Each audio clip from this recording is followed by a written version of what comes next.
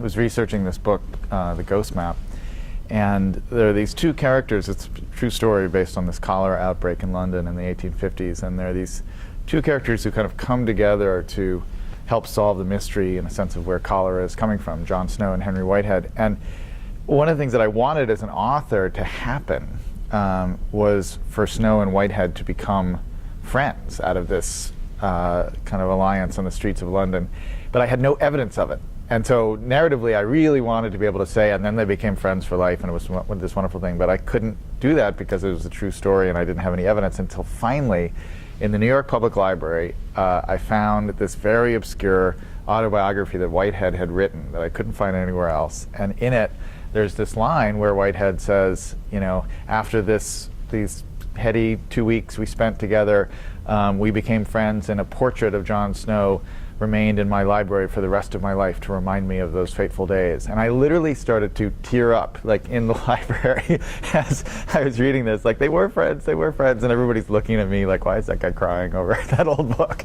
So there was that kind of magical, you know, moments of discovery that really, you know, are so great about libraries. I grew up in DC, and we used to go to, you know, a local library around the corner, and then, you know, in college and in grad school, you know, just spent an amazing amount of time just hanging out. I mean, the old activities of walking through the stacks, which of course it's hard to do these days, but those were really building up that kind of love of books just from seeing them all kind of lined up like that. That's a big part of my education. But, you know, partially I think about it as, you know, there are two things. There's the research and the books, and then there's also the physical kind of social space of the library. At Brown, I went to college at Brown, and there was just, you know, a fantastic kind of scene at the library. I mean, it was a place you went to kind of discover new ideas, but also just to kind of spend time with other people. And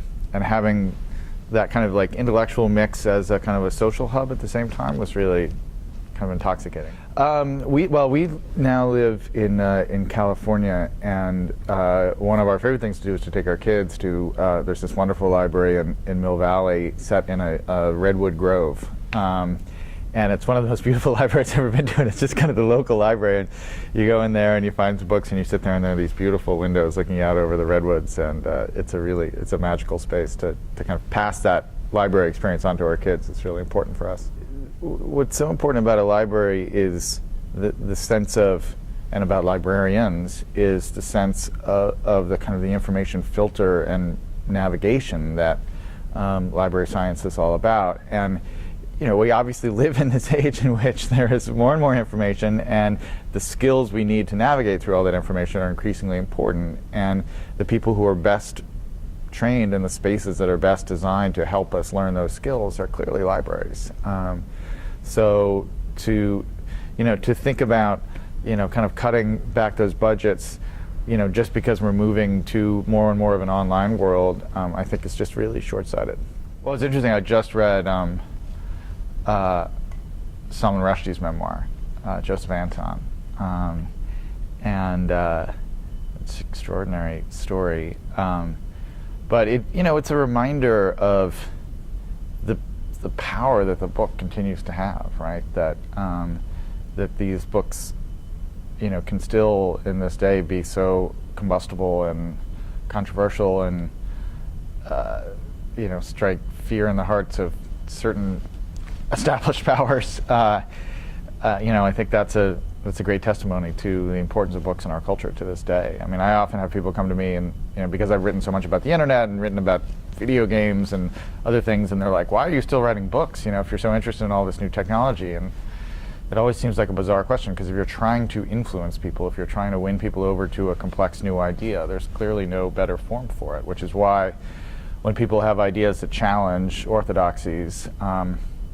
and they present them in book form, they get in trouble. I think that they are almost always the wrong thing to do. You know, it's better to, if you disagree with the idea, it's better to write your own book, right? Than to try and stop people from reading a book that's already out there.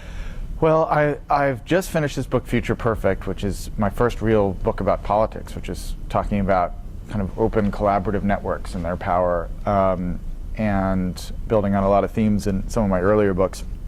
and we are just starting working on a TV series for PBS. Based on a number of my books, and I'm going to write a kind of companion book for that series. So that's what I'm starting to work on.